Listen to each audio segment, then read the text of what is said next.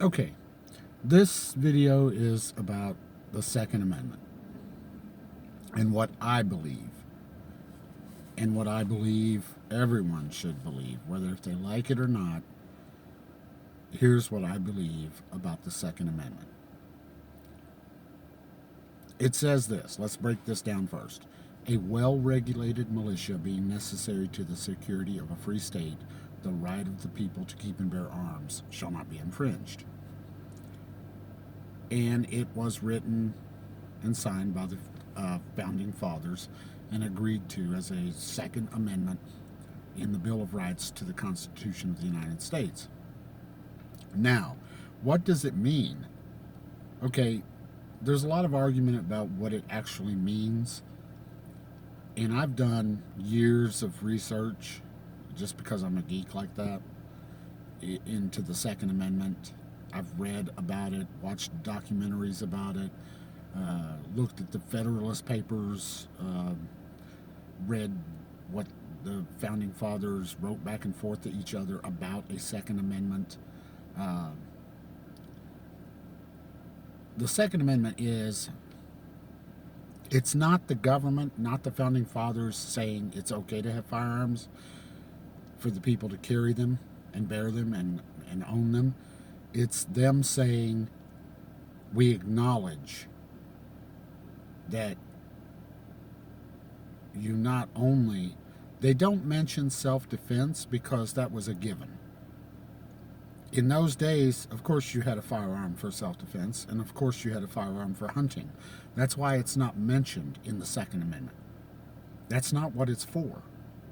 The Second Amendment was written by the founding fathers because they had themselves fought in a war, the American Revolution, fighting the English for independence.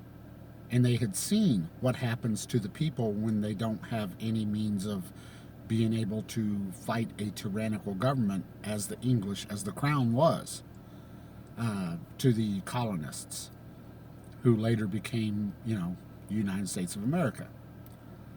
So they wanted to ensure that the people could have one last chance at conquering a tyrannical government, to be able to, after everything else has failed, to be able to overthrow. That's right, that's what it means. That's what the founding fathers meant for the Second Amendment, so that the people could overthrow its own government, the United States government, if they became tyrannical.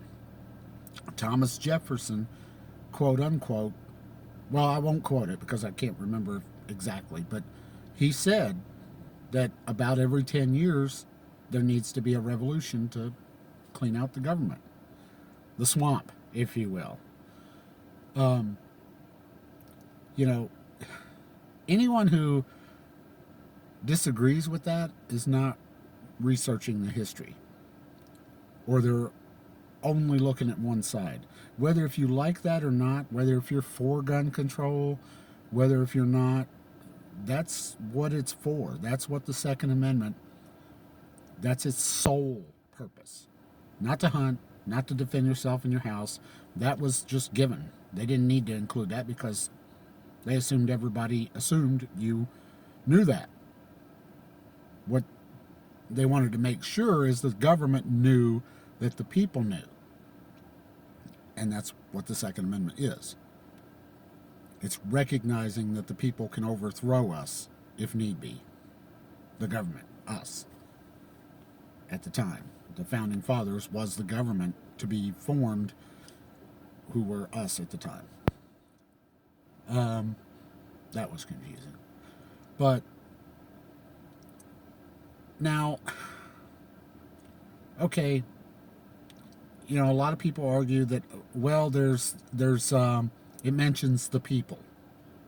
You have to understand, there was no standing army when the Second Amendment was written, when the Constitution was delivered to the King, the Declaration of Independence, etc.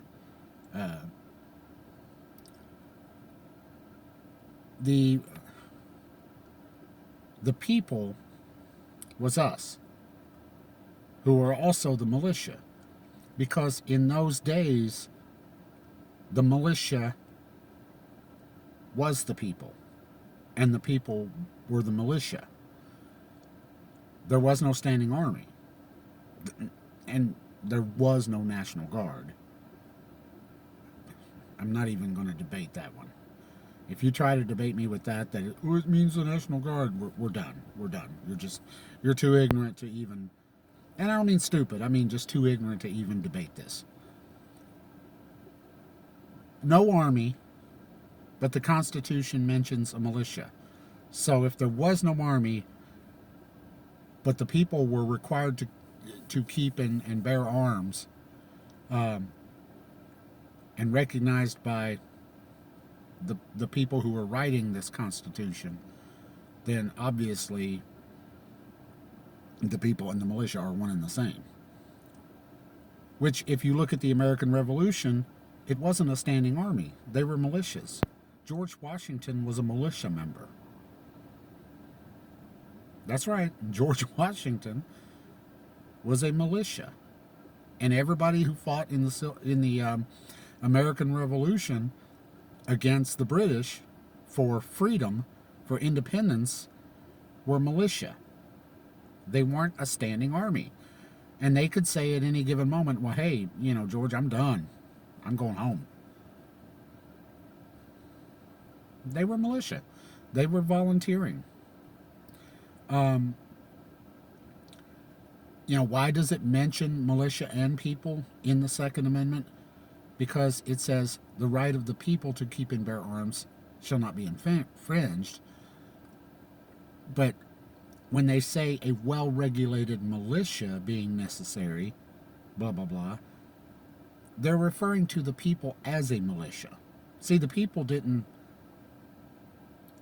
stay in the militia. After things were done, they went back home to their farms, etc. So the people as the militia, while being a militia, needed to be well regulated, which at the time meant, and you can look at this up in, I think, the dictionary or something. You can look this up, what that actually meant at the time. It meant trained. And then it refers back to the people who are after the militia. The very same people, the very same militia, after militia needing to be served, they go back to being the people, you and I, but still have the right to keep and bear arms. Now, the last section. This is a hard pill for a lot of people to swallow. I am very pro-gun. I'm very pro-Second Amendment. I do believe in having some things. I've talked about that in some of my other videos.